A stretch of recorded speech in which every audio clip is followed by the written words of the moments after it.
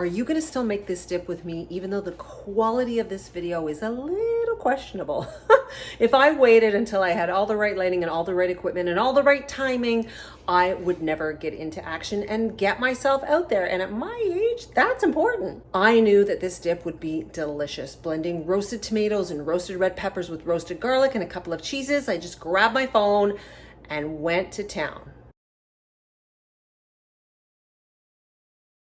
Now I use cherry tomatoes. These are the last little tomatoes from my garden. You don't have to. I also used some fresh garlic and I used some spicy Calabrian pesto olive oil from the Olive Oil Co. out in Brantford here in Brantford, Ontario. I love this place. It just raises everything in my kitchen to a new high. And I drizzle that on the tomatoes and then add a little bit of coarse salt. I know it goes all over my counter, and get that all ready to pop into the oven.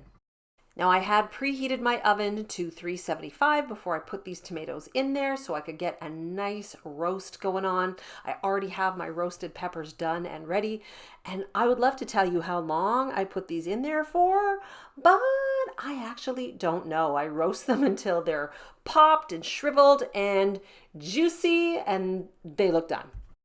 I do take them out of the oven. I let them rest a little bit. I want them to cool down before I'm going to pop them in my food processor. So I grab the tomatoes, let them cool on the stove while I get my other ingredients ready.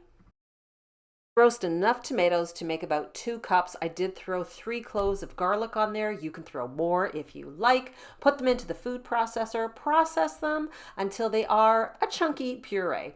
From here, I add in some feta cheese, and you can add all the ingredients at once. I tend to process as I go. So I spin it up because I want to just break down those chunks a little bit more. And here I add in about 1/2 cup of roasted red pepper. I roasted these and put them in my freezer. You can also use jarred. And then I'm going to add 1/2 package of goat cheese. So this is a small pack of goat cheese. You can add as much goat cheese that you like. This pack of goat cheese is 140 grams. It's from President's Choice here in Ontario. You can use as much goat cheese as you like. I process it up again to try and smooth it out. This could take a while depending on the power of your food processor. A Vitamix works great, a high-speed blender.